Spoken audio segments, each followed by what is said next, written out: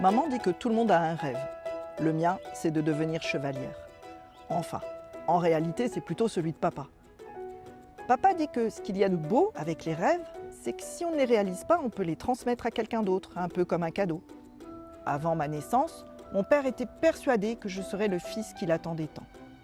Et bien que pas très habile de ses 10 doigts, il avait entrepris la fabrication d'une épée en bois pour fêter l'arrivée du fils prodige, le futur chevalier.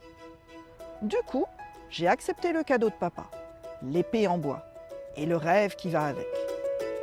Tête de mule veut devenir chevalière est un petit roman qui s'adresse à des enfants de 8-10 ans. C'est l'histoire d'une petite fille qui naît dans une grande fratrie. Elle est la 5e de 9 enfants et elle a un rêve, elle veut devenir chevalière. En étant l'enfant du milieu, dans sa famille de 9 filles, elle est complètement transparente. Parce qu'en fait, il y en a toujours une qui a une personnalité plus affirmée, à laquelle on va plus s'intéresser. Et Milan, comme elle est petite, elle est boulotte, tout le monde veut l'en dissuader. Et en fait, c'est un livre qui propose aux enfants de suivre leur instinct, d'aller au bout des choses et d'être obstinés.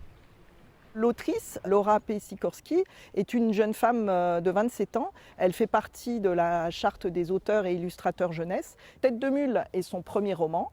Elle a écrit de nombreuses nouvelles. Elle est accompagnée par une illustratrice, Eva Rollin, qui elle a à son actif de nombreux albums. Et chaque scène est illustrée par des petites images qui sont humoristiques, qui sont une synthèse de ce qui se passe dans le chapitre. C'est un livre très positif qui montre que malgré les difficultés que l'on a dans la vie, on peut y arriver. C'est un livre pour avoir confiance en soi. Il est plein d'optimisme, plein de bonne humeur et il est surtout très drôle.